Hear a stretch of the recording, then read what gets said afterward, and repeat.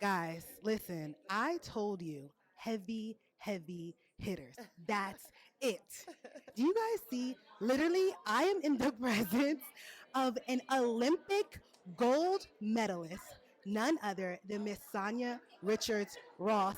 Sanya. Thanks, Keisha. It's nice to Thank you see for you. being Of course, here. my pleasure. Oh my goodness. First of all, congratulations on all the things. Thank you. I appreciate that. Like literally all the things.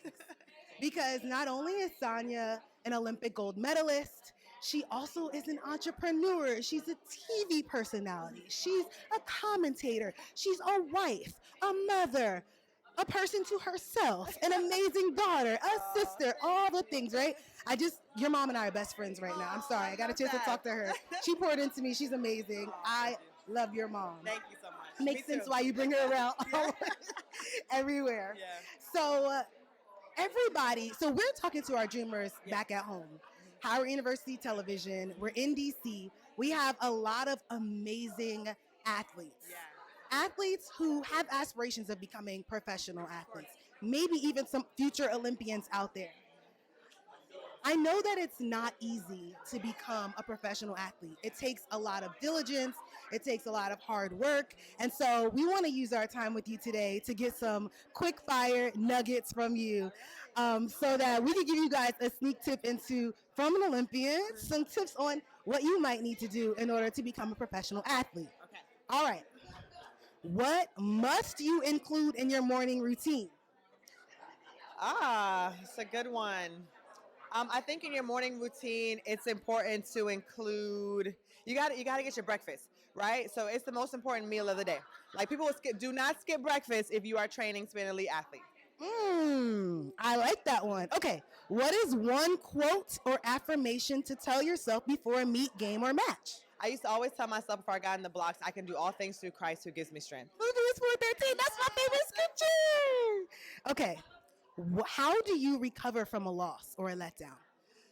That can be tough sometimes, especially if it's a big race, something that you've been preparing for, or a big meet, or whatever competition you're in.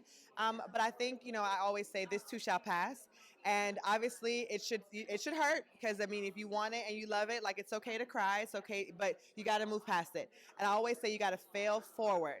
So you got to find the lesson in the failure and figure out how you can use it to find your success. I love that. What is one misconception that people have who are aspiring professional athletes? That's a good question. A misconception. I would say maybe I think a lot of people think that you always have to be really good. I started when I was 7, and I was always good. I was always one of the best. But there are athletes who don't show that they're going to have that potential until high school or college.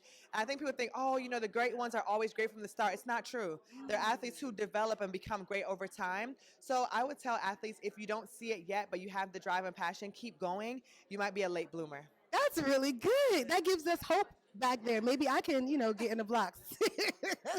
Just kidding, guys. Just kidding. Okay, and last question. What is the first thing you should actually buy or invest in when you start making professional athletic money? Yeah, I would say to invest in a good financial advisor, planner, somebody who can help you. I would say real estate's always a great, safe thing to do.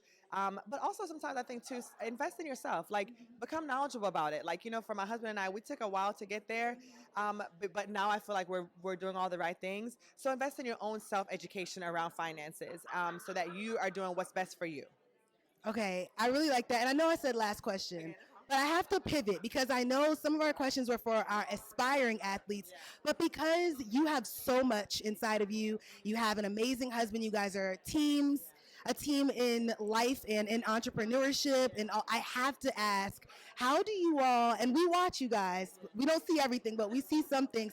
How do you guys balance, and even you as an individual, balance all these different roles and all the spaces that are like tugging at you? You have 2 children now. Like, it's a lot. How do you balance it? I always say I don't think that you can balance it.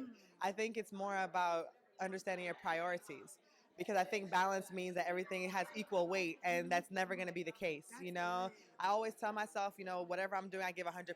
So when I'm momming, I'm giving 100% to that. Phones are off and I'm with my kids. When I'm working, I'm giving 100% to that.